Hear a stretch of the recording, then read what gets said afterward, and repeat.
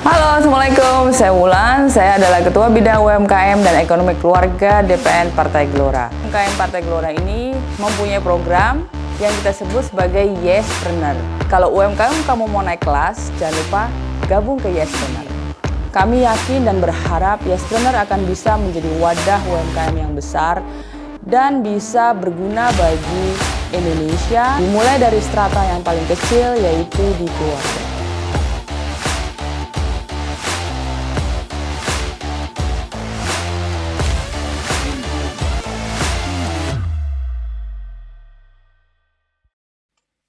Assalamualaikum warahmatullahi wabarakatuh. Salam sejahtera untuk kita semua, Bapak Ibu. Saya ucapkan selamat berjumpa kembali dalam acara Seduh, Seminar Edukasi Harian yang digagas oleh Yespreneur atau dari bidang UMKM Partai Gelora Indonesia. Kita sudah kedatangan pembicara.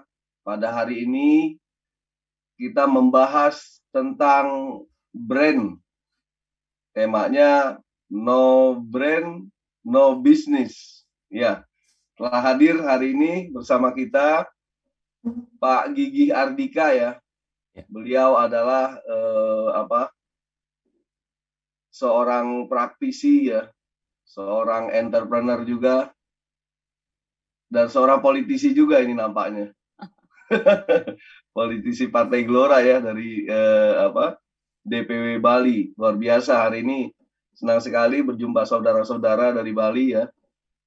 Tak lupa hadir juga setiap di acara kita ini hadir Coach Wulan ya. Ini beliau yang sangat kita tunggu-tunggu dengan motivasi-motivasinya. Beliau adalah founder, CEO HR Academy, dan juga penggagas dari Yespreneur.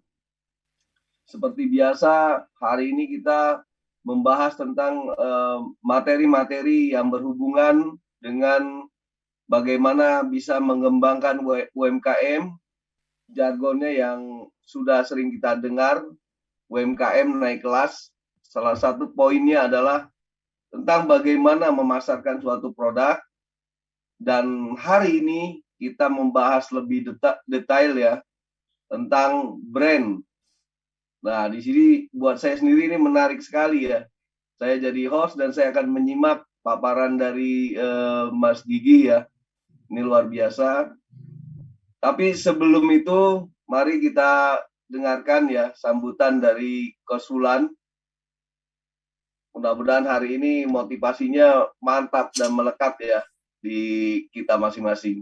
Oke, silakan Coach. Oke, terima kasih. Assalamualaikum warahmatullahi wabarakatuh. Selamat malam, salam sehat semuanya buat semua teman-teman yang sudah hadir di acara Seduh. Jadi Seduh itu memang acara dari bidang UMKM Partai Gelora ya, juga dari Yespreneur yaitu wadah UMKM yang lahir dari bidang UMKM ini. Nah, Seduh ini singkatan dari Seminar Edukasi Harian. Jadi kita berbagi ilmu, knowledge bagi semua teman-teman yang ingin usahanya maju atau yang ingin nanti memberikan informasi yang bermanfaat ini kepada semua teman-teman binaannya di wilayah masing-masing. Judul hari ini menarik ya, karena tadi pagi juga kita belajar di Geber UMKM Mentor Training of Trainers pendamping UMKM juga masalah branding. Jadi kalau ngomongin branding memang nggak ada habisnya. Dan yang paling menarik tadi pagi juga mungkin ada sebagian teman-teman yang hadir di acara Geber UMKM karena Geber Mentor ya, Trainer of Trainer UMKM, itu juga kolaborasi community partner dengan Yespreneur ya. Jadi pasti saya yakin ada beberapa teman yang sudah hadir. Nah, salah satu motivation speaker-nya yaitu Ibu Nur Subakat yang merupakan CEO dan founder dari PT Paragon. Nah, ada yang tahu PT Paragon apa? Ya, yang jelas merek brandnya yang terkenal banget gitu ya. itu adalah Wardah Kosmetik. Ternyata Putri juga termasuk, ternyata Makeover juga termasuk. Saya aja baru tahu tadi ketika diinformasikan oleh Bu Nur. Berarti luar biasa banget. Dan beliau memulainya dari sangat nol ya, kalau bisa dibilang, Ibu Nur Sebakat. Jadi memulainya itu, Bu Nur Kosmetik Wardah itu dimulai dari UMKM dengan karyawan 2 orang saja, dan 2 orang ini atau karyawan ini adalah ART. Nah, Bapak Ibu bayangin.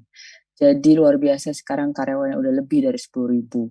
Dan tadi kalau mendengar paparan Ibu Nur, sekarang malah Wardah itu diperhitungkan bahkan suka menjadi riset-riset di Harvard University. Coba bayangin, kita aja dengarnya bangga ya. Dan kita pengen seperti itu. Nah, salah satunya adalah yang disampaikan oleh Bu Nur adalah branding.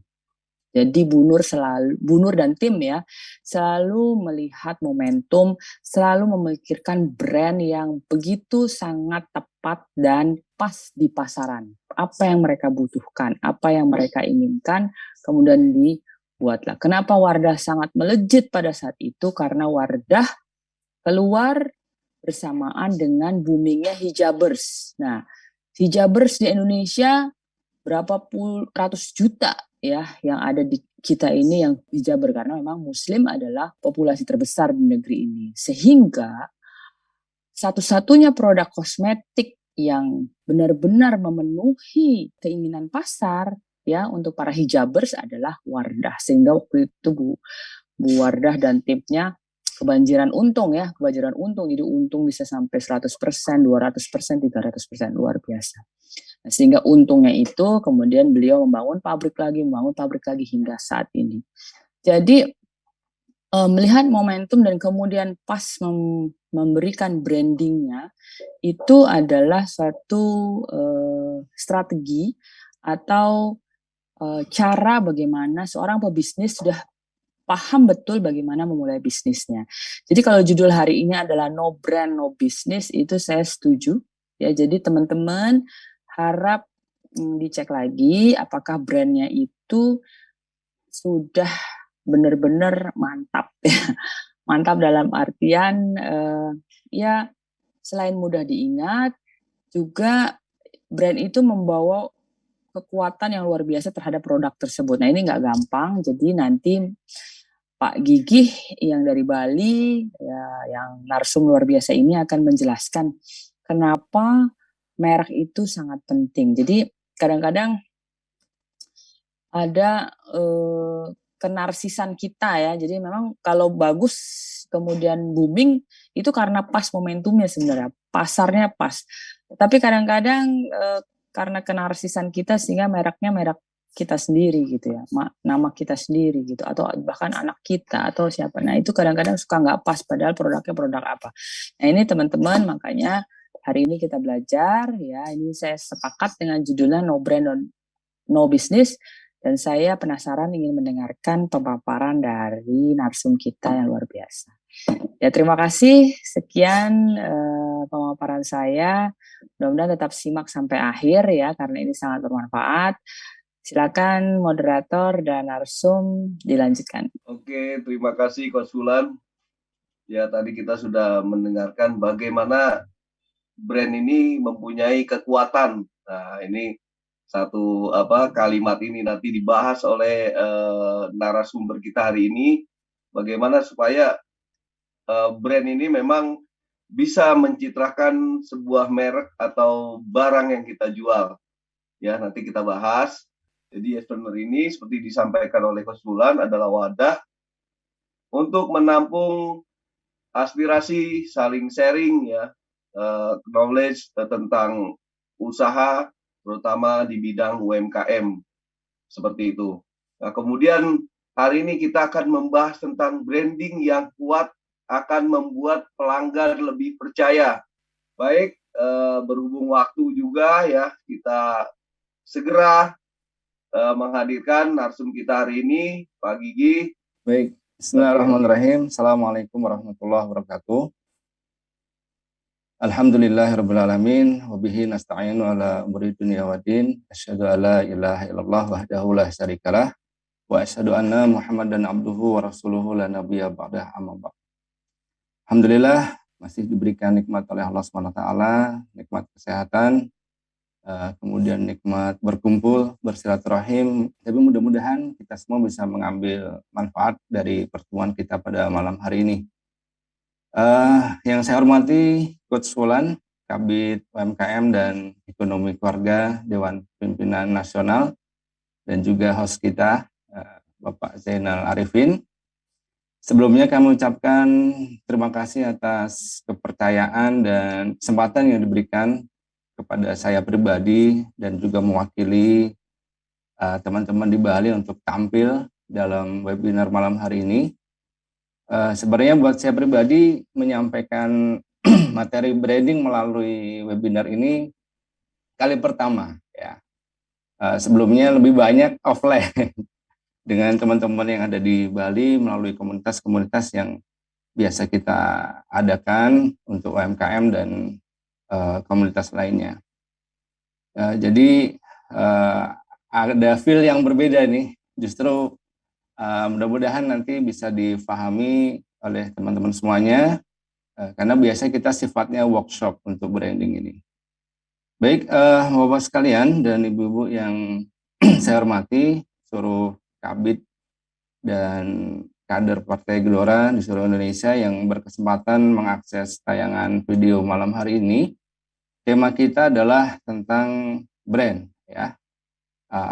Saya ini kebetulan ditakdirkan oleh Allah Subhanahu wa taala itu bisa berkesempatan untuk belajar langsung dengan pakar branding yang sudah mungkin ketika Bapak Ibu sekalian mengakses di Google dengan keyword brand itu maka akan muncul sosok nama beliau Pak Subiakto Priyodarsono, yang memang beliau praktisi yang sudah 48 tahun berkecimpung dalam dunia brand, baik brand global maupun brand nasional. Dan di tahun 2016, ketika beliau ke Bali, dan kebetulan kami diberikan kesempatan untuk ada private class sama beliau, hanya 16 orang waktu itu, disitulah saya mengenal istilah brand. Ya, meskipun disampaikan oleh Pak Bi, brand sendiri ini sudah ada muncul di tahun 90-an. Tapi saya sendiri baru memahami dan mengenal istilah brand ini di tahun 2016 ketika Pak Bi sedang berkunjung ke Bali. Dan alhamdulillah setelahnya saya bisa ikut di kelas-kelas beliau, baik di kota-kota lain yang beliau selenggarakan. Nah, biasanya beliau bikin pelatihan ini di baju saya nih, bisa bikin brand. Nah, jadi ini sudah 5 tahun nih bajunya. Saya ikut di tahun 2016, kemudian di 2017-nya juga mengikuti, dan sampai hari ini terus update tentang brand saya akses melalui webinar yang beliau selenggarakan. Saya tahun 2002 itu baru pindah ya dari Jawa di Madiun, saya asli Madiun. Kemudian tahun 2002 selepas lulus sekolah SMA, saya sempat kuliah dan tinggal di Bali sampai hari ini. Dan pada tahun 2004 sampai 2013, kurang lebih 9 tahun, sebenarnya aktivitasnya lebih banyak di dunia sosial. Jadi waktu itu 2004 ketika ada tsunami di Aceh, saya berkesempatan untuk berangkat di Aceh menjadi relawan dengan tugas 40 hari di Aceh.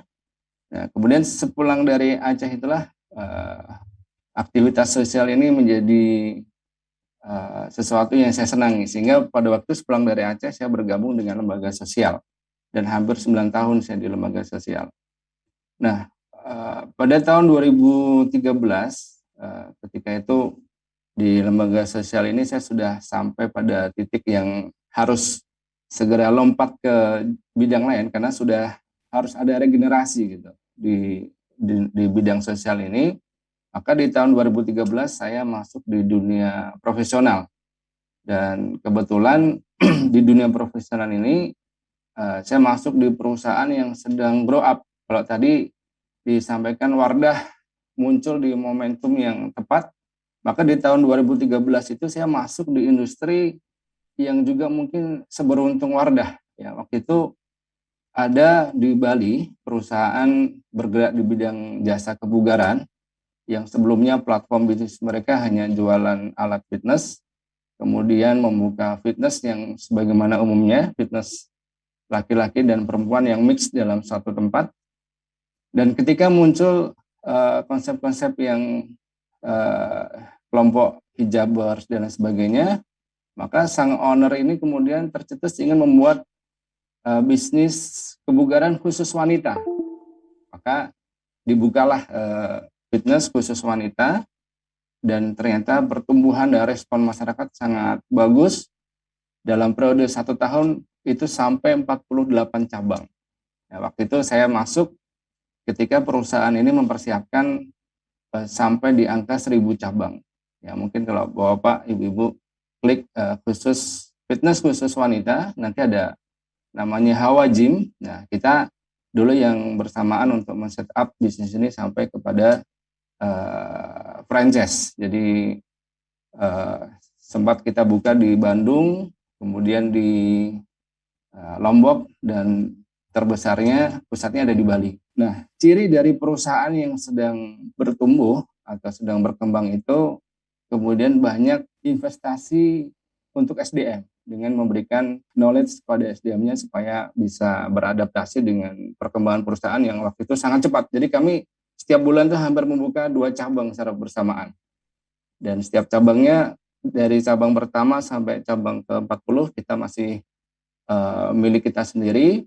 Kemudian cabang berikutnya kita buka peluang kerja sama franchise, dan kita sedang mempersiapkan di 2013 sampai 2016 itu adalah perusahaan ini supaya siap untuk kerja sama franchise. Dan kemudian di 2016 ketika tadi saya sampaikan saya hadir dalam personal kelas dengan Pak Subiakto itu, disitulah jiwa saya bergejolak. Yang kemudian begitu saya keluar dari kelas branding ini, saya memutuskan untuk resign dari perusahaan. Ya, padahal saya ikut kelas itu karena faktor dari perusahaan tadi yang sedang mengikutkan saya untuk kelas branding. Salah satu yang mendasarinya adalah bahwa peluang bagi business owner untuk membuat brand perusahaannya menjadi lebih baik itu lebih besar ya, karena perusahaan-perusahaan yang berbasis UMKM ini sebenarnya kategori perusahaan yang lincah. Dia kalau memutuskan suatu hal yang besar, kalau di perusahaan besar kan butuh riset dan segala macam, tapi justru pelaku UKM ini paling cepat merespon adanya perubahan-perubahan yang ada di masyarakat kita. Dan sejak 2016 saya terjun dalam dunia wirausaha, dan pertama kali usaha yang saya buka adalah di bidang tour and travel dengan waktu itu brandnya adalah Bali Madani Tour and Travel. Sampai di puncaknya di 2019, karena setelah 2019 di akhir itu kita ada pandemi, sehingga sampai hari ini Bali Tour and Travel ini masih belum pulih. Nah, ketika menyikapi Bali yang 80% hampir sektor perekonomian tergantung pada usaha pariwisata, dan hampir semua berdampak baik dari sektor jasa pariwisata maupun dunia kreatif, maka pada tahun 2020 awal kita berdelapan yang dari latar belakang yang berbeda-beda, tapi sebagian terdampak dari pariwisata ini, kami mendirikan perusahaan yang bergerak di produksi dan penjualan air minum alkalin. Nah, ini yang ada di sebelah kiri saya ini. Dan alhamdulillah ini yang menopang perekonomian kami di masa-masa pandemi ini. Ini sejarah singkat dari pengalaman di dunia usaha. Mudah-mudahan bisa menjadi gambaran untuk mengenal saya lebih jauh ya, bahwa ketertarikan saya pada dunia usaha itu diawali di tahun 2016 ketika saya mengikuti kelas branding. Baik Bapak Ibu sekalian, ada satu hal yang menarik di kalangan masyarakat bahwa identik brand itu adalah merek. Ternyata merek itu bukan brand. Ya. Berikutnya ada disebut bahwa brand itu ada di kemasan. Kemasan pun itu juga bukan mewakili apa itu brand. Logo juga bukan, kemudian promosi, kemudian iklan itu juga bukan mendefinisikan apa makna itu dari brand. Kemudian hadiah, slogan, dan pencitraan sendiri itu bukan istilah dari sebuah brand. Brand adalah proses membangun hubungan emosi melalui pengalaman pertama dengan produk kita. Jadi ada kalimat yang paling mendasar adalah pengalaman pertama. Kemudian dari pengalaman pertama dengan produk kita, konsumen kita ini berkesan dengan produk kita, kemudian masuk dalam persepsi pikiran dari pelanggan kita. Nah, sederhananya begitu. Jadi kalau kita sedang membuka usaha apapun itu, ya baik skala kecil maupun menengah, ketika konsumen yang hadir pertama kali di outlet kita, kemudian terkesan dengan produk kita, baik itu dari produk yang kita jual melalui prosesnya, dan kemudian sampai pada titik di mana dia transaksi, dan kemudian meninggalkan, semua adalah satu frame mereka puas, maka itulah yang disebut kita sedang membangun brand atau membangun bisnis kita. Begitu sebaliknya, ketika pengalaman pertama sudah gagal kita memberikan kesan yang baik, maka selanjutnya kita akan kesulitan untuk membangun brand kita. Bapak Ibu sekalian, bahwa tadi disebutkan brand bukan merek, brand bukan logo, brand juga bukan slogan, bahkan brand bukan juga bagian dari promosi, hadiah, pencitraan, itu semua adalah bagian dari proses untuk membangun brand. Tapi brand itu sendiri adalah bagaimana kita memberikan kesan pertama dari produk kita agar betul-betul tertancap dalam memori pelanggan kita, customer kita, bahwa yes, ini produk yang bagus. Jadi kalau kesan pertama sudah tidak memberikan satu hal yang baik di persepsi pelanggan, maka kita akan sulit membangun brand berikutnya. Bisa jadi dia hanya menjadi customer pertama dan sekaligus customer terakhir. Jadi branding ini hadir untuk memberikan daya beli pelanggan, beli pertama, beli terus, dan seterusnya, bahkan pada sampai titik dia akan melakukan advokasi. Ya, misalnya kita bikin bakso enak, kemudian bakso kita lama tidak buka, maka dia bisa mengadvokasi kita agar kita segera membuka bakso kita. Baik, selanjutnya. Nah, ini yang sering salah artikan bahwa brand-brand itu seolah-olah milik perusahaan-perusahaan yang besar. Padahal semua bisnis apapun itu harus mulai berorientasi bagaimana kita membangun brand dari produk kita. Nah, ini saya ambil contoh bagaimana brand itu bisa mempengaruhi, sebuah produk itu bisa mempengaruhi kehidupan seseorang. Misalnya ketika seseorang berjalan kemudian sambil menenteng tas Hermes, maka dia ingin dipersepsikan oleh orang-orang yang melihatnya bahwa dia adalah orang yang punya duit, orang kaya, orang sukses. Artinya brand ini sudah bisa merubah Hermes sendiri, sudah bisa merubah ini dia merek atau produk dari Hermes sendiri ini. Ketika dia dibawa oleh seseorang, maka dia ingin dipersepsikan oleh siapapun yang melihat dia bahwa dia adalah orang yang sukses. Nah, jadi sebuah produk itu bisa merubah makna dari seseorang. Begitu juga dengan jam tangan Rolex. Ya, kalau kita melihat orang yang pakai jam tangan Rolex, gaya style dia ketika berkomunikasi ataupun berinteraksi dengan kita itu cenderung memiliki style yang berbeda. Karena dia ingin orang melihat, meskipun dia sendiri tidak istilahnya orang menggunakan jam kan kebutuhan utamanya adalah untuk melihat waktu. Nah, saat ini penunjuk waktu itu bisa kita dapatkan dari handphone kita, dari jam dinding yang tertempel, ataupun dari desktop di laptop kita. Tetapi fungsi jam tangan ini bukan pada fungsi utama dia sebagai penunjuk waktu, tetapi merek yang ada di jam tangan ini sudah mengubah seseorang yang sedang menggunakannya. Jadi brand itu melekat pada produk, kemudian produk ini bisa memberikan makna yang lain dari produk itu sendiri. Nah, jadi brand itu dijelaskan dalam konteks yang lain adalah hubungan emosi yang terbangun karena pengalaman pertama dengan produk yang berkesan sehingga melekat dalam ingatan konsumen. Yang pertama, untuk kita bisa membangun kesan emosi dalam benak persepsi pelanggan kita dan agar kita dipilih oleh calon customer kita pastikan bahwa produk kita yang pertama sekali adalah dia harus indifferent. Kalau dalam satu kawasan semua jualan ayam geprek ya misalnya, dan sebelah kanannya ada ayam bakar, kemudian ada sate ayam, semua adalah produk turunan dari ayam, dan kemudian kita ingin hadir di situ membuka usaha dengan sudah ada yang mendahului bahwa di sana juga ada ayam geprek, kemudian kita ingin membuka ayam geprek.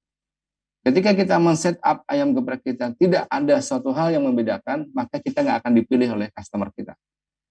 Nah, jadi kalau dulu orang marketing ketika memasarkan produk, yang dia hitung adalah populasi orang. Berapa orang yang ada di sini yang bisa menjadi konsumen kita. Itu persepsi marketing.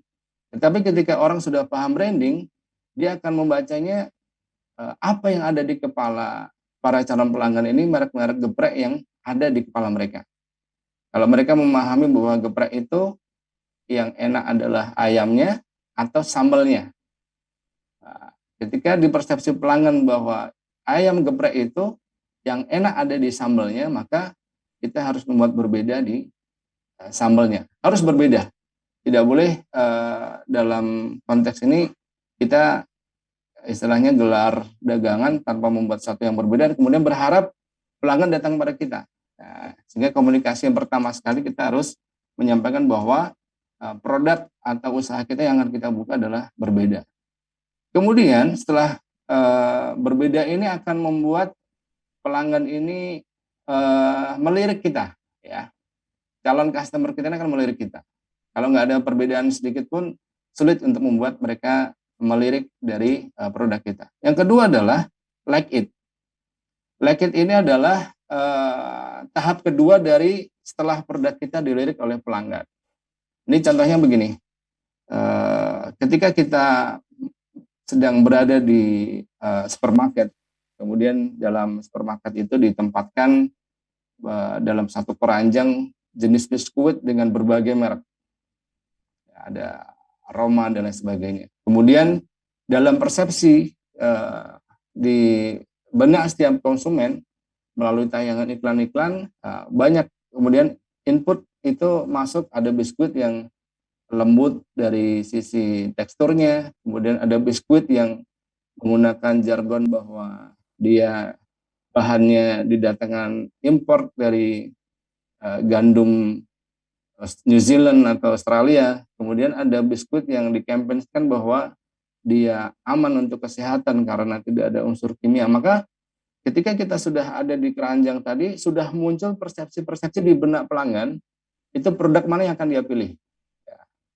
Dan ketika sudah mengambil keputusan, atas semua yang ada di tayangan iklan, kemudian berbagai media-media promosi, dan dicoba, ternyata dikategorikan misalnya tadi biskuit paling lembut gitu.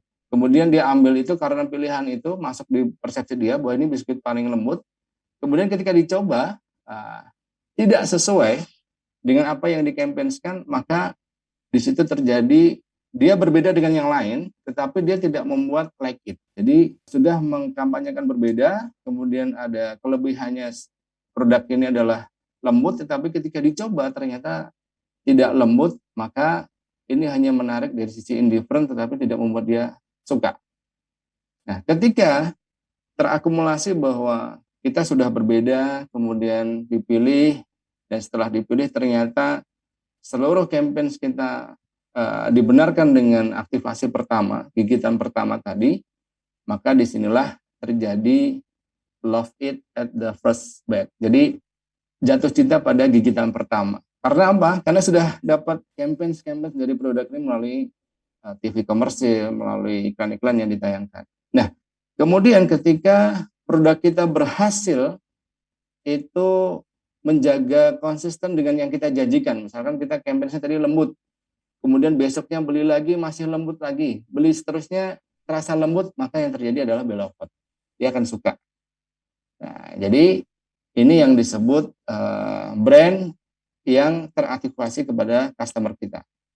Jadi kalau kita membuka usaha, apapun itu, produk kita, yang pertama adalah pastikan kita berbeda, ya, dengan yang lainnya, karena itu yang akan kemudian dilirik oleh calon customer kita. Kemudian perbedaan ini kita komunikasikan, ya. Kemudian customer merasakan apa yang kita komunikasikan tadi dalam pengalaman pertamanya dan konsisten, maka kita sedang menjaga brand usaha kita.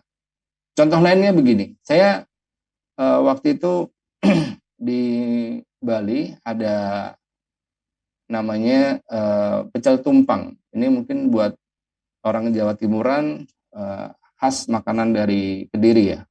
Karena melihat spanduk dibuka pecel tumpang, maka saya singgah untuk makan di situ, dan kemudian saya merasakan rasanya persis dengan apa yang dulu saya rasakan ketika di Jawa. Dan setelah itu kemudian saya posting dan saya sampaikan dalam setiap forum-forum ketika saya ketemu bahas kuliner, saya sampaikan, oh ada pecel tumpang yang sedang buka di sana, baru buka beberapa hari ini. Tapi kemudian beberapa teman mencoba dan ini enak rasanya. Ya, memang betul enak. Tapi yang menjadi masalah adalah sering buka tutup. Nah, karena sering buka tutup ini, kemudian akumulasi orang yang bilang pecel tumpang enak ini, ketika datang ke sana, dia nggak beloved, karena nggak konsisten bukanya. Akhirnya dia hanya different, berbeda, karena dia hadir di deretan pecel pada umumnya, kemudian dicoba enak, tetapi karena nggak konsisten membuka usahanya, akhirnya brand itu nggak nancap kuat, sehingga pelanggan meninggalkan dia. Bahkan ketika dia buka, nggak ada pelanggan yang datang karena dianggap sudah tutup. Dan dia tidak mencantumkan apapun jadwal buka dan tutupnya. Sehingga menjaga brand itu banyak dari semua sisi. Baik, kita simak ini proses bagaimana brand itu diaktifasi ketika kita sedang menjalankan usaha bisnis kita. Ini saya ambil ilustrasi, ada seorang laki-laki yang kemudian dia ingin meyakinkan kepada wanita yang dia target ingin dijadikan sebagai pasangan hidupnya, dan dia ingin mengatakan kepada calon dari pasangan hidupnya ini, dari pihak perempuan ini, bahwa dia adalah laki-laki yang baik, maka pilih saya untuk kemudian menjadi pasanganmu. Yang pertama, laki-laki ini memperkenalkan dirinya bahwa dia laki-laki, kemudian masih single, kemudian pekerjaannya asal dari mana, latar belakang keluarga, dan pada kesimpulannya dia ingin menyampaikan kepada si wanita ini bahwa I am a great lover. Ya. Jadi saya seorang laki-laki yang baik yang akan mencintaimu. Aktivitas ini dalam sebuah fondasi bisnis usaha sering disebut sebagai istilah marketing, ya.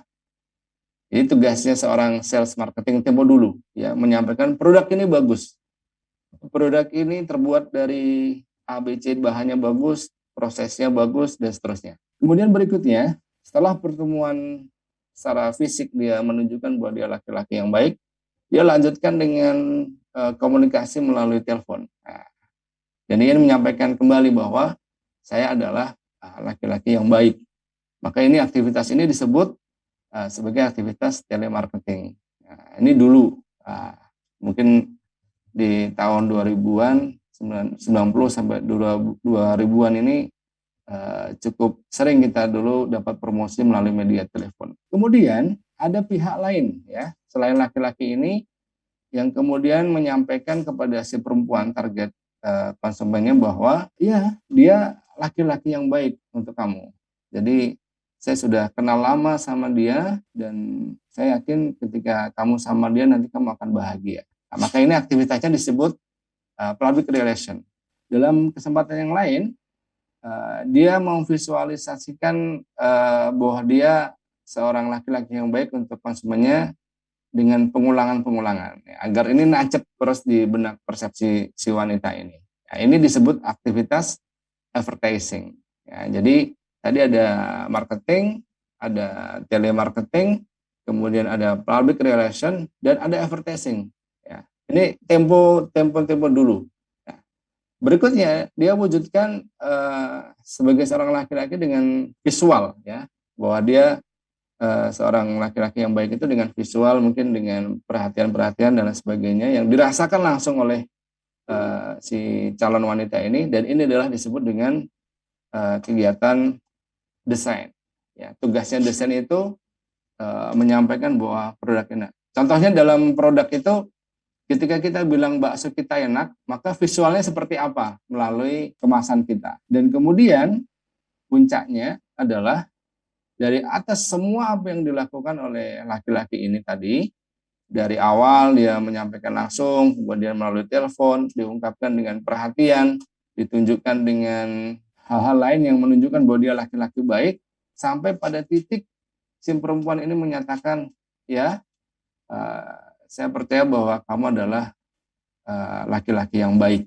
Maka inilah yang disebut dengan brand.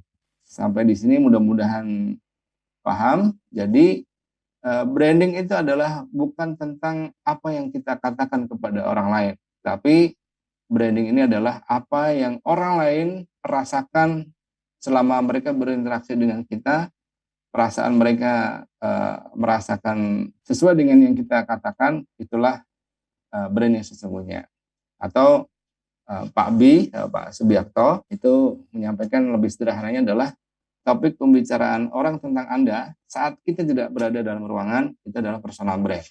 Ini what you say and what you do and how people feel your brand. Jadi kalau kita berbicara produk ini ya, misalnya usaha soto, kita bilang soto kita paling enak, soto kita paling bersih, soto kita paling murah, soto kita dibuat dengan rempah-rempah khusus. Soto kita berbeda dengan yang lainnya melalui campaign kita, advertising kita, iklan kita. Tetapi ketika orang datang, dalam persepsi mereka sudah ada kalimat-kalimat tadi dan pengalaman itu semua tidak didapatkan, dan dia mengatakan hal yang sebaliknya, itulah brand yang ada di persepsi pelanggan kita. Jadi brand kita tidak teraktivasi. Ini salah satu jenis produk yang selalu disampaikan dalam kelas-kelas branding, bahwa dia adalah produk yang paling berhasil membangun brand, atau dia berada di level top brand yang ada di dunia, karena semua mengakuinya. Memahami Harley Davidson itu begini, Harley Davidson dalam membangun brandnya adalah dia ingin dikesankan, ya, dipersepsikan oleh pelanggan bahwa siapapun yang naik Harley Davidson, dia merasa bahwa dia adalah orang yang freedom, bebas. Jadi siapapun yang naik Harley Davidson, dia akan dipersepsikan oleh produk Harley itu sendiri bahwa dia akan merasa menjadi orang yang freedom. Jadi untuk merasakan itu semua, maka didesainlah Harley Davidson itu stangnya ngangkang, ya. Jadi standnya terangkat di atas, ini sebagai bagian dari perwujudan perasaan freedom. Kemudian setelah desain dari stang kendaraan ini, yang kedua adalah dari suara knalpotnya, ya. Makanya Harley Davidson itu selalu dibikin 2 silinder dan menghasilkan suara dengan frekuensi tertentu, sehingga suara dan desain inilah yang kemudian mengekspresikan freedom itu hadir dalam benak konsumen dari Harley Davidson. Sehingga siapapun yang naik Harley Davidson akan merasa orang yang freedom, bebas, gagah dengan suara yang keras. Nah, uniknya sendiri yang dipatenkan oleh Harley Davidson ini adalah pada frekuensi suaranya. Sehingga pabrikan lain seperti Yamaha, Honda, Kemudian Suzuki ketika dia membuat produk yang frekuensi suara knalpotnya sama dengan frekuensi Harley Davidson, maka dia bisa digugat oleh Harley Davidson. Karena pelanggan akan merasakan hal yang sama, freedom dengan menggunakan kendaraan yang lain. Maka disitulah dia Harley Davidson patenkan suaranya. Inilah yang kemudian menjadi value dari produk Harley Davidson. Nah, yang menarik sendiri adalah pernah disampaikan dalam kelas branding itu, orang yang beli motor Harley Davidson itu dalam risetnya itu butuh waktu 10 tahun sampai 15 tahun dia akan berganti kendaraan dengan model yang lain. Sehingga dalam hal bisnis ini tidak menarik karena rentan waktunya panjang dan lama untuk mengganti kendaraan.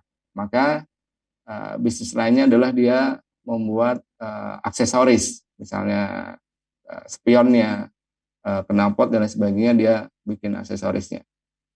Dan ternyata dalam risetnya juga dia mengatakan bahwa orang untuk ganti aksesoris itu minimal 2-3 tahun. Sehingga ini nggak bisnis lagi.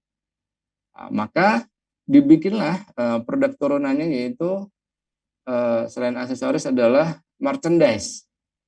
Yang di dalamnya ada stiker, ada dompet, ada jaket, ada apapun itu. Dan inilah bisnis Harley Davidson yang menghasilkan pundi-pundi uang. Karena apa?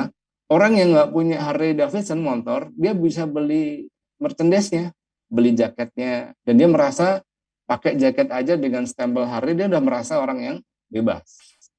Dan uniknya adalah katanya yang ada di Bali, itu showroom Harley itu menjual jaket harganya di atas sekian juta, yang sebenarnya itu produk yang sama kalau kita beli di Garut harganya 500.000.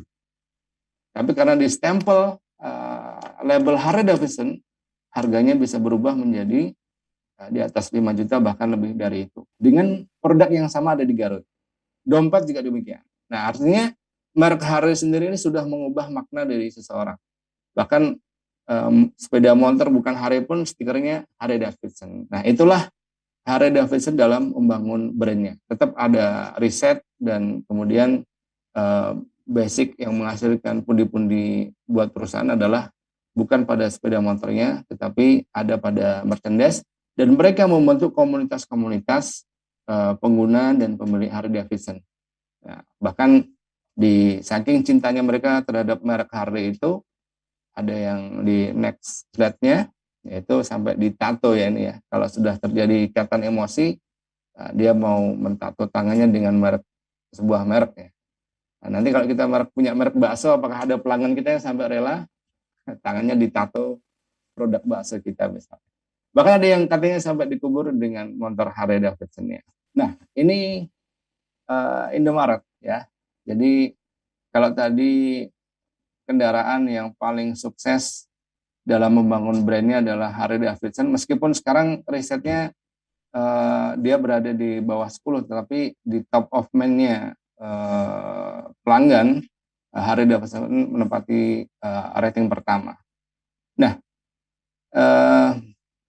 yang berikutnya adalah perusahaan retail. Ini Indomaret, siapapun tahu ya, tentang Indomaret. Tapi saya ingin sedikit berbagi cerita yang saya dapat dalam sebuah kelas.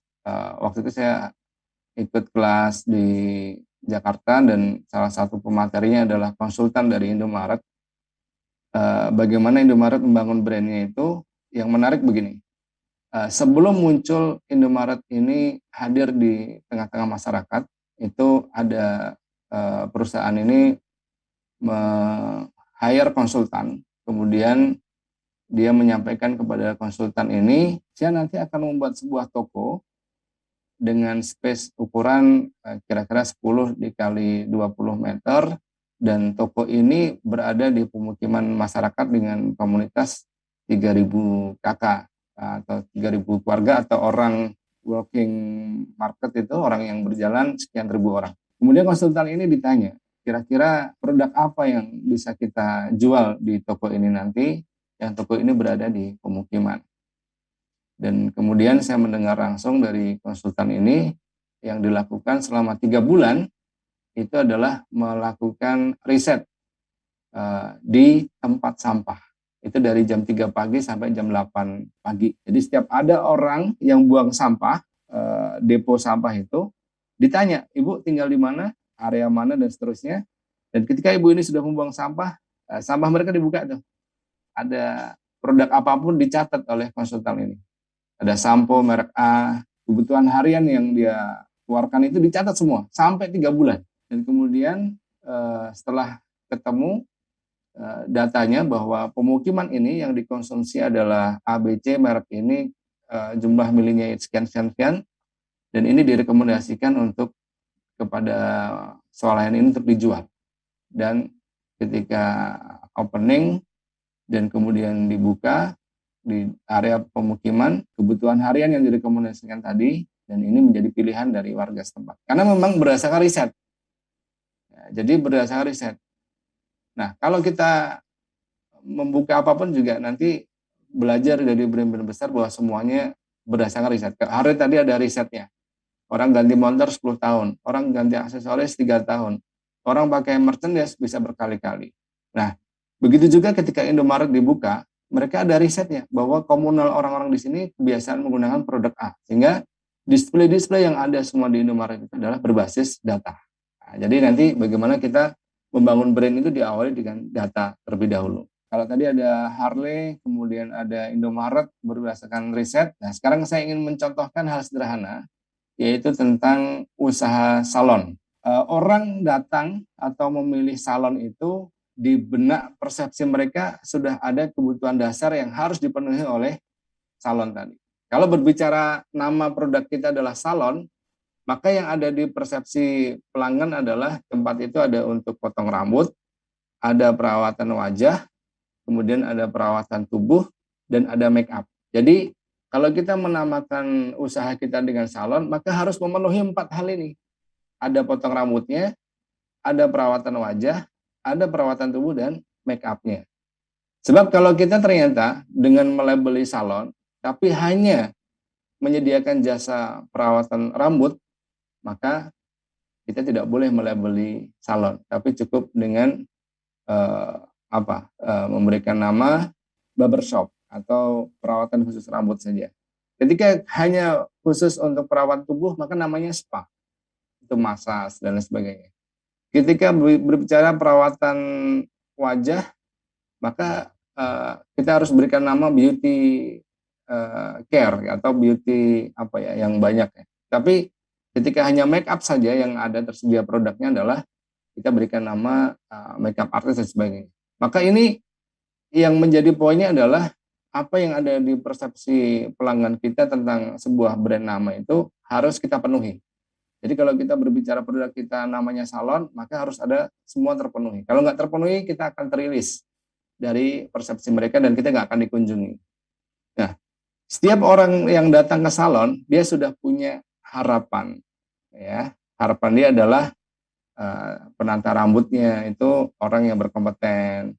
Entah dia dengar dari siapapun, tapi kalau kita menyiapkan usaha salon, maka ini harus kita miliki. Kalau nggak ada, akan dirilis kita. Kemudian hasil potongannya rambutnya harus bagus. Kemudian yang terakhir untuk orang-orang tertentu, maka harganya harus masuk akal. Jadi masuk akal itu begini, kalau pelayanan kita dari security-nya bagus, dari customer service-nya bagus, ruangannya bersih, ada AC, toilet bersih, maka bicara harga ini sudah akan muncul di persepsi mereka ini harga yang masuk akal, meskipun bagi yang lain itu suatu hal yang mahal. Nah, jadi ukuran harga ini adalah bukan murah atau mahal, tetapi adalah harga yang bisa diterima oleh customer kita, masuk akal harga kita. Nah, kemudian ada namanya harapan praktis lainnya, itu deh tempatnya bersih, pelayanan lengkap, dan harganya masuk akal. Nah, berikutnya ada namanya harapan emosi. Ya, inilah yang kemudian bagian dari brand itu sendiri. Diperlakukan sopan, ya, kemudian diajak diskusi dalam pemilihan gaya rambut, dan kemudian yang terakhir ini karena kita bicara di Indonesia, harga yang masuk akal. Jadi ada 3, saya bilang di slide ini adalah harga yang masuk akal, harga yang masuk akal, harga yang masuk akal. Karena pelanggan akan membandingkan di situnya. Sebagian besar populasi konsumen kita masih harga itu menjadi pilihan yang penting buat mereka. Tetapi selama itu dianggap oleh mereka masuk akal, tidak ada istilah harga mahal dan sebagainya. Berikutnya adalah Muslim fashion. Ini untuk ibu-ibu yang berbisnis Muslim fashion. Kebutuhan dasar yang harus dipenuhi oleh orang yang akan usaha Muslim fashion adalah dia harus tampil syar'i. Jadi kita jangan bikin tagline Muslim fashion tapi ketat, kemudian bahannya menerawang gitu ya, istilah apa ya, nerawang itu. Kemudian bagian-bagian tertentu yang terlihat, maka kita sudah terilis. Kita nggak bisa dengan sebut nama itu Muslim fashion. Jadi kalau kita melabeli produk kita dengan istilah Muslim fashion, maka kebutuhan dasarnya yang harus kita penuhi adalah dia harus syar'i. Nah, baru berikutnya adalah setiap orang yang akan membeli Muslim fashion itu dia akan memilih karena faktor bahannya halus, lembut, kemudian modelnya kekinian, varian warnanya banyak, dan terakhir adalah harganya masuk akal. Jadi ini tetap masuk dalam harapan yang harus diwujudkan. Jadi kalau kita punya produk, minimal kita penuhi harapan praktisnya. Yang harapan emosinya adalah siapapun yang memakai produk kita itu terlihat cantik. Jadi kalau ini bisa dibuktikan loh, istri kita sedang membeli baju, baik warna apapun, yang menurut kita kontras, tapi selama kita bilang pakai itu terlihat cantik, kita akan pasti dibeli. Nah, jadi untuk penjaga-penjaga butik ini, keywordnya ini. Siapapun konsumen yang kita beli produk kita bilang, ibu lebih cantik pakai baju ini, itu akan dipilih oleh pelanggan kita. Meskipun kadang bahannya nggak nyaman buat dia. Yang kedua, berikutnya adalah selain terlihat cantik juga untuk kelompok tertentu dia terlihat keren. Berikutnya adalah showroom mobil. Kebutuhan dasarnya orang akan beli mobil itu sudah fanatik kepada merek. Jadi kalau sekarang belum punya mobil, kemudian tiba-tiba ada rezeki, dia bisa beli mobil secara cash, itu di benak mereka sudah ada pilihan merek yang ada di persepsi mereka. Entah itu Honda, entah itu Toyota, atau apa. Dan itu sales manapun mengintervensi akan susah. Jadi di benak setiap pelanggan calon pembeli mobil itu sudah ada merek yang tertancap di mereka. Tinggal mereka adalah pilihannya pada fasilitas-fasilitas yang diberikan. Kemudian fungsionalnya, harga, CC, dan sebagainya. Harapan praktis lainnya, perawatan, ini umumnya ya, tapi saya ingin fokus kepada harapan emosi. Jadi orang yang ingin beli mobil, dimanapun itu, yang pertama adalah diperlakukan sopan. Ini banyak kan tayangan-tayangan video yang karena terlihat nggak mampu beli, kemudian salesnya memperlakukan buruk, ya akhirnya mengambil keputusan untuk tidak membeli. Meskipun dia fanatik terhadap merek itu, dia akan ganti sales atau showroom yang lainnya. Kemudian dilayani dengan penuh perhatian, dilibatkan dalam pemilihan warna dan jenis mobil. Ya, ini semua adalah akumulasi dari aktivasi dari brand itu sendiri. Nah, ini berikutnya untuk memahami lagi apa itu aktivasi brand dalam produk-produk kita.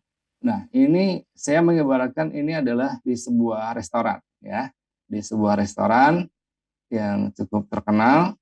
Kemudian orang memiliki pengalaman seperti yang saya tayangkan di slide ini. Dari security atau doorman-nya, itu sudah mulai memberikan aktivasi brandnya adalah pelayanan yang ramah. Jadi mulai dari tukang parkirnya sampai doorman-nya memberikan perhatian yang penuh. Kemudian ketika seseorang ini tiba di resepsionis, dia diberikan informasi yang jelas tentang menu dan yang tersedia dan table yang tersedia dan fasilitas yang tersedia, maka kemudian ini juga sedang tertancap dalam persepsi mereka, oh ini brand yang bagus dalam persepsi mereka. Kemudian ketika duduk di sebuah meja dan dia memesan makanan tertentu, maka ini tugasnya chefnya memberikan hasil masakannya, dan kemudian waiter mengantar makanan kepada pelanggan. Nah, saya ingin menanya kepada Bapak-Ibu sekalian, misalnya begini, ketika security-nya sudah melayani ramah, kemudian resepsionisnya melayani ramah, tetapi kemudian sampai kepada tahapan chefnya, dia mengolah masakan yang berbeda dari apa yang dipesan. Nah, maka ketika ini tidak sinkron, terjadi proses aktivasi brand yang bisa mengganggu image dari pelanggan ini. Terlebih ketika waitersnya, misalnya security-nya bagus, resepsinya bagus, chef-nya ngasih menu yang sama, tapi waitersnya saat menyajikan makanan dia tidak memberikan ekspresi yang ramah, ekspresi yang ketus dan sebagainya, maka yang ini kemudian bisa mengganggu aktivasi brand juga di perusahaan. Jadi keseluruhan berbicara brand ini tidak boleh salah satunya. Ya, security-nya bagus, resepnya bagus, chef-nya bagus, waiters-nya bagus, maka yang terjadi adalah dia makan dengan makanan yang berselera dan dia punya pengalaman yang bisa diceritakan tidak hanya kepada konteks makanannya. Ini contoh lainnya begini, ketika kita mudik gitu ya, mudik dari kota A ke kota B dan ada titik-titik yang kita bisa jadikan sebagai rest area. Uniknya, pilihan dari pemudik-pemudik ini untuk memilih rest area itu justru kadang sering tersampaikan enak di sana karena toiletnya bersih dan bagus. Padahal ketika di rest area dia nggak selamanya ada di toilet. Jadi ini yang kemudian sebagai pemilik usaha rest area, maka untuk bisa dipilih oleh pemudik biar singgah itu bagusin dulu toiletnya, bukan tempat-tempat yang lainnya. Ini kemudian ada kadang restoran juga begitu, makan di sana karena toiletnya bagus, makan di coffee ini karena wifi-nya kenceng, nyuci mobil di A karena bukan nyuci yang bersih, tapi ruang tunggu cucinya yang nyaman, ada wifi, ada coffee gratis. Jadi kita harus punya sesuatu apa yang menjadi persepsi pelanggan kita dan kita adakan. Tapi semua proses itu tidak boleh ada satu yang tidak sesuai dengan apa yang kita sampaikan, janjikan. Nah, Bapak Ibu sekalian, di slide berikutnya ini ada beberapa contoh produk. Kita harus paham, saya mulai dari pizza. Dalam kelas-kelas branding yang pernah saya tanyakan langsung kepada audiens ketika berbicara pizza, mana yang akan dipilih oleh pelanggan? Toppingnya kah yang enak atau rotinya yang enak? Ternyata 90% audiens pizza itu enak kalau toppingnya banyak varian, bukan pada rotinya. Nah, jadi ini yang harus dipahami. Jadi kalau kita mau bikin pizza, harus toppingnya yang variannya banyak dan enak. Yang kedua, geser ke sebelah kanan. Saya tanya kepada audiens, kalau berbicara ayam lalapan ya, ayam atau di Bali sih dikenalnya dengan menu lalapan, apakah yang enak ayamnya atau sambalnya? Semua audiens mengatakan sambalnya yang harus enak.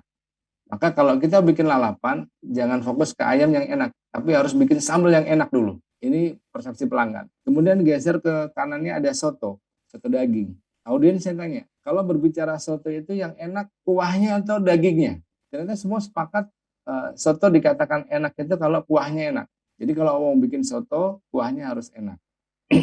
Kemudian saya geser ke KFC. Ini saya tanya juga. Kalau di KFC itu lebih enak ayamnya atau crispy-nya, kulitnya? Audiens menjawab lebih crispy-nya daripada daging ayamnya itu sendiri yang enak. Kemudian ada ini sambal pecel, ini khas di kampung saya di Madiun. Kalau mau bikin pecel itu yang enak sambal pecelnya atau varian sayurnya. Maka semua sepakat yang harus enak adalah sambalnya, bumbunya, bukan topping sayurnya. Dan di Bali ini ada yang terkenal namanya ayam betutu. Kalau ayam betutu ini yang enak ayamnya atau sambalnya? Ternyata audiens menjawab yang harus enak ayamnya, karena ayam ini rempahnya banyak. Berbeda sama ayam lalapan tadi. Kalau ayam lalapan yang harus enak sambalnya, tapi ketika berbicara betutu, maka yang harus enak adalah ayamnya, teksturnya, aromanya, dan pedasnya. Apa yang harus kita ambil kesimpulan dari ini semua? Bahwa kita ketika ingin membangun usaha dan membangun brand dalam bisnis kita harus tahu apa yang ada di persepsi benak pelanggan kita dan kita jangan melawan itu. Kalau tadi berbicara soto itu yang enak kuahnya, tetapi ketika berbicara bakso justru pelanggan itu merasakan bahwa bakso itu yang harus enak pentolnya bukan kuahnya. Dan pentol enak itu surveinya adalah dia kenyal, dagingnya terasa, teksturnya, ya, kemudian variannya ada isi keju, ada isi telur dan sebagainya. Dan kuahnya itu harus bening, segar, gurih bawang. varian lainnya adalah kita berbicara mie, saus, sambal, pangsit. Itu tidak menjadi perhatian penting bagi konsumen pencinta bakso. Buat dia bakso yang enak itu adalah ada di pentolnya, ya. Baru bicara kuah. Tapi bicara soto tadi yang enak harus kuahnya baru dagingnya. Ini bakso kemasan. Ketika teman-teman ada yang usaha frozen food dan kemudian produk kita dipasarkan dalam keranjang yang sama dengan berbagai merek bakso lainnya, maka kompetisi ini harus dimenangkan dari packagingnya dulu. Ya, packaging itu is a salesman. Jadi bakso kita harus terlihat enak dari packagingnya, dari kemasannya. Ada bakso harga yang sama, di display di keranjang yang sama, tapi ketika ini saya tanyakan kepada audiens, dari ketiga bakso ini mana yang terlihat paling enak? Ya. Kemudian sebagian besar menjawab yang paling kanan. Ya, baksonya terlihat lebih enak. Nomor 2 adalah yang di tengah, yang paling kiri adalah bakso yang rating enaknya di bawah kedua ini. Tapi setelah dicoba, dibuka bakso ini, dan mereka kemudian makan, maka ternyata yang paling enak adalah yang paling kiri, karena dagingnya lebih terasa. Maka ketika kita berkompetisi dalam keranjang, ini akan tidak dipilih. Walaupun rasanya enak sebenarnya, tapi karena packaging kita yang nggak bagus, maka kita tidak dipilih. Tapi setelah dicoba, ternyata yang dikesankan nggak enak ini ternyata paling enak, karena komposisi dagingnya lebih banyak. Ini adalah perjalanan kita membangun brand, ya. Jadi ketika ada konsumen datang ke sebuah tempat yang produk kita di-display di tempat itu, sesungguhnya konsumen ini sudah datang membawa merek di benak mereka masing-masing. Dan bahkan di benak mereka sudah ada input informasi dari berbagai pihak. Kalau daging yang enak itu A, kalau sosis yang enak itu merek B, dari berbagai iklan-iklan yang masuk. Maka ketika berkompetisi dalam hal ini kita tidak menunjukkan ada sesuatu yang berbeda, kita nggak akan bisa terlirik oleh konsumen ini. Ini kembali ke awal topik tadi. Jadi kalau kita hadir di situasi yang sudah ada kompetisi sebelumnya dan produk kita nggak ada sesuatu yang berbeda, maka kita nggak akan dipilih. Dan kemudian ketika kita berhasil membuat sesuatu yang berbeda dan kemudian dipilih oleh konsumen, dan konsumen tertarik memilih kita karena ada sesuatu yang berbeda yang kita tawarkan, dan kemudian dia mencoba produk kita dan ternyata sesuai dengan yang kita sampaikan, dia akan sampai kepada tahapan like it. Jadi dia suka dengan produk kita. Jadi setelah tampil berbeda, kemudian dicoba sesuai dengan yang kita sampaikan, dan kemudian produk kita ini mudah didapatkan. Ada di mana-mana, nggak suka menghilang gitu kan. Maka dia akan love it, dia akan suka. Yang terakhir, ketika semua pengalaman dia dari rasa sejak mencoba awal, kemudian beli seterusnya, dia merasakan hal yang sama, maka dia akan pada titik beloved, dia sangat mencintai. Bahkan ketika produk kita nggak ada, dia akan berusaha untuk mencari informasi di mana kita dapat produk itu. Nah, inilah semua akumulasi dari brand atas produk kita. Ketika orang masuk keranjang itu mau makan sudah ada pilihan, tuh ada Burger King, ada di benak mereka, ada bicara ayam fried chicken, ini sudah banyak merek ini, baik merek global maupun merek lokal. Nah, setiap konsumen sudah punya merek sendiri. Nah, kalau kita membuka fried chicken nggak ada sesuatu yang berbeda, maka sulit rasanya untuk memenangkan persaingan. Ketika konsumen berinteraksi dengan produk kita dan kemudian produk kita sesuai dengan apa yang kita sampaikan, dia merasakan hal yang sama, dia menikmati, maka konsumen akan mengatakan oke, ini produk yang bagus. Berikutnya ketika konsumen ini memiliki pengalaman yang berulang-ulang, ya, produknya nggak berubah, enak terus, dapatnya mudah, harganya juga masuk akal, maka ada pengalaman yang berulang-ulang, dia akan mengatakan AHA. AHA itu artinya lebih dari sekedar oke.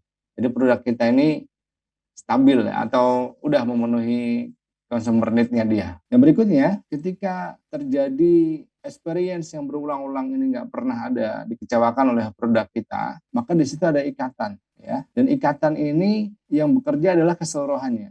Jadi bicara brand ini adalah proses panjang. Jadi Bapak Ibu sekalian, ini tentang branding, tetapi ini sebatas kita knowledge, ya, pengetahuan tentang brand. Jadi kalau kita sedang berusaha, berbisnis, tidak memikirkan bagaimana orang mempersepsikan produk kita, maka sesungguhnya kita sedang tidak melakukan bisnis atau tidak memikirkan bagaimana jalannya perusahaan kita ke depan. Yang berikutnya menjadi poin penting adalah bagaimana brand ini berdampak kepada perusahaan-perusahaan besar.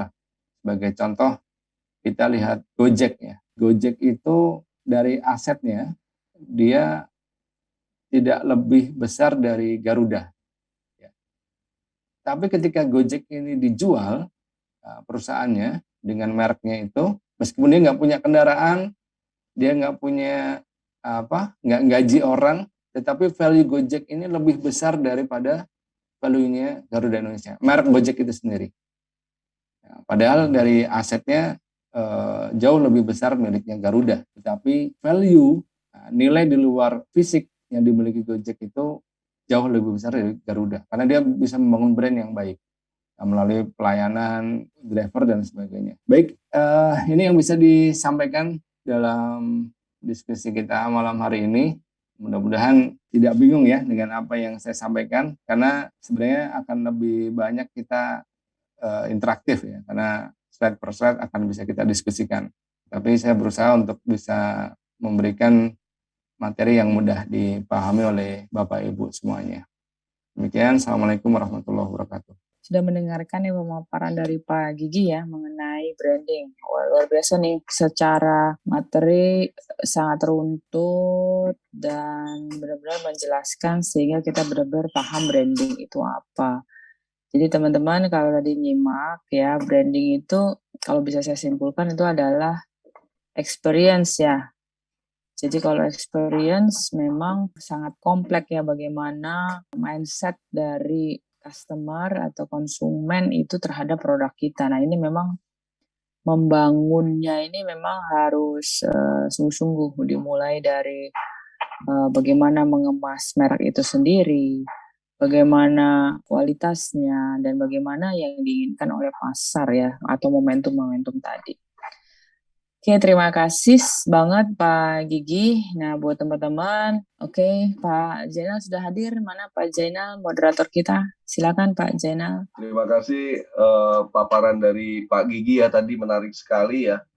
Selama ini kita tahunya brand itu branding itu dari merek gitu ya, atau lebih cenderung ke marketing. Tapi ternyata merek sendiri bagian dari branding gitu ya. Karena branding ini sangat luas, lebih kepada persepsi, bagaimana membangun persepsi tentang sebuah produk, membangun persepsi tentang usaha yang kita jalani ya, seperti itu. Nah ini mungkin malam ini sangat-sangat menarik dan bermanfaat, jadi kita bisa tahu branding itu sangat penting ya, sangat penting untuk membangun persepsi, membangun citra dari sebuah merek atau sebuah produk yang kita miliki. Oke, terima kasih. Salam sehat, tetap semangat. Salam Yespreneur. Wassalamualaikum warahmatullahi wabarakatuh. Halo, Assalamualaikum. Saya Wulan. Saya adalah Ketua Bidang UMKM dan Ekonomi Keluarga DPN Partai Gelora. UMKM Partai Gelora ini mempunyai program yang kita sebut sebagai Yespreneur. Kalau UMKM kamu mau naik kelas, jangan lupa gabung ke Yespreneur. Kami yakin dan berharap Yespreneur akan bisa menjadi wadah UMKM yang besar dan bisa berguna bagi Indonesia, dimulai dari strata yang paling kecil yaitu di keluarga.